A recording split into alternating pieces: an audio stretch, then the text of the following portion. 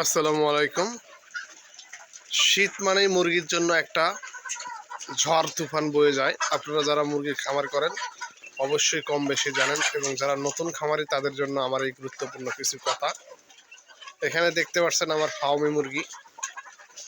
ইনশাল্লাহ আমার এখানে 5 মাসের রানিংয়ের কাছাকাছি চলতেছে মুরগিগুলোর বয়স। এতদিন খুব স্বাচ্ছন্দ্য এদের লালন পালন করলাম, কোনো সমস্যা হয়নি। কিন্তু শীত আসার পর থেকে, অর্থাৎ 2-3 দিন যাবৎ শীতের পরিমাণ বাড়ার সাথে সাথেই আমার মুরগিগুলোরও সমস্যার সৃষ্টি হয়ে গেছে। টেনশনের কোনো কারণ নাই, একমাত্র আল্লাহ সকল কিছু রিজিক দাতা, লালনকর্তা, সৃষ্টিকর্তা, পালনকর্তা। যাই হোক, ব্যবসাতে লাভ লস বলতে আসবেই, তাই বলে ভেঙে পড়লে চলবে না। গতকাল রাতে আমার একটা মুরগি মারা গিয়েছে। আমি চিকিৎসা করতেছিলাম, তারপরে ওটা কি জানো না কীভাবে ব্যতিক্রম হয়ে গেছে, যার কারণে মুরগিটি আমার রাতেই মারা গিয়েছে। যাই হোক, আমি আবারও ডাক্তারের পরামর্শ নিতে যাচ্ছি। আপনারা যারা নতুন খামারি তারা অবশ্যই নিজের আমার মতো মানে নিজে নিজে চিকিৎসা করার বাদ দিয়ে ডাক্তারের পরামর্শ নেবেন, বিশেষ করে নতুন খামারি যারা মুরগিকে দেখানোর জন্য। কারণ বর্তমান শীতটা খুবই একটা ক্রিটিক্যাল সময় যায় মুরগিদের জন্য, অর্থাৎ মুরগি ব্যবসায়ীদের জন্য। শীতের সময় মুরগিটা অসুস্থ হুট করেই হয়ে যায়। এখানে দেখতেছেন আমার কিছু মুরগি ঠিক মতো বসে আছে, খাবার খাচ্ছে না, আর কিছু মুরগি ঠিক মতো খাবার খাচ্ছে। মানে যেগুলো খাবার খাচ্ছে না এগুলোর হালকা পাতলা অবশ্যই অসুস্থতা রয়েছে ভিতরে।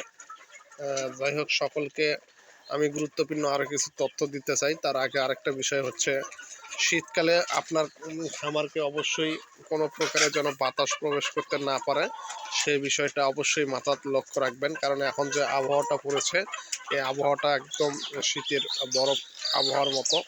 হালকা যদি কোনো দিক দিয়ে বাতাস আপনার খামারে প্রবেশ করে, তাহলে দেখবেন আপনার মুরগি খুব দ্রুত দুর্বল এবং অসুস্থ হয়ে পড়েছে। সেই সঙ্গে মুরগির লিটার কোনোভাবেই যেন ভিজে না থাকে, সাথে সাথে ভিজে অবস্থায় পানিযুক্ত লিটার পরিষ্কার পরিচ্ছন্ন রাখার চেষ্টা করবেন। এবং সকালবেলার রোদ, যদি মিষ্টি রোদ আপনার খামারে প্রবেশ করে, তাহলে তো আপনার জন্য অনেকটাই ভালো হয়ে যাবে, কারণ লিটার পরিষ্কার পরিচ্ছন্ন থাকবে ইনশাল্লাহ। এক্ষেত্রে আপনি একটা প্লাস পয়েন্টে থাকবেন, আপনারা দেখতে পাচ্ছেন। আর মুরগি শীত হোক আর গ্রীষ্ম হোক, মুরগি অসুস্থ হবেই, তার প্রতিকার চিকিৎসা ঠিক মতো আপনাকে করতে হবে, এটাই স্বাভাবিক। খেয়াল রাখতে হবে প্রতিবেলা 3 বেলা খাবার দেওয়ার সময় আপনি লক্ষ্য করবেন, মুরগি ঘরে তো আর সবসময় আপনি থাকবেন না। এই 3 বেলা খাবার দেওয়ার সময় আপনি লক্ষ্য করবেন কোন মুরগিটা খাচ্ছে ঠিক মতো, কোনগুলো খাচ্ছে না। এগুলো লক্ষ্য করে আপনাকে অবশ্যই ফলো আপ করতে হবে। এই নিয়ম অনুযায়ী চিকিৎসা করতে হবে। চিকিৎসা করলে অবশ্যই আপনার মুরগি সুস্থ হবে। তবে শীতকালীন চিকিৎসা ফলো আপ যত্ন একটু বেশি গুরুত্বের সাথে আপনাকে দেখতে হবে, তাছাড়া আপনার সমস্যার সম্মুখীন বেশি হতে হবে। যাই হোক, সকলের খামারের সুস্বাস্থ্য দীর্ঘায়ু কামনা করছি এবং পরিপূর্ণতা করছি। আজকের মতো ভিডিওটি সময়ের অভাবে এখানে শেষ করতে যাচ্ছি। যারা আমার চ্যানেলটা সাবস্ক্রাইব করেন অবশ্যই সাবস্ক্রাইব করবেন এবং আমাদের সাথে থাকবেন। নিত্য নতুন তথ্য দিয়ে যাবো ইনশাল্লাহ বাস্তবসম্মত।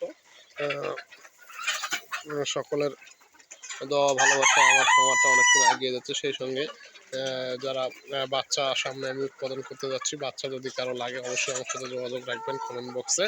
আমি সারা বাংলাদেশে বাচ্চা সরবরাহ করে থাকি ইনশাল্লাহ। দেশি এবং ফার্মি মুরগির বাচ্চা ইনশাল্লাহ আমার কাছ থেকে সবচেয়ে বাজারের থেকে, বিশেষ করে অন্য অন্য মুরগি ব্যবসাদের থেকে 10 টাকা থেকেও 20 টাকা কমে আমি দেবো ইনশাল্লাহ।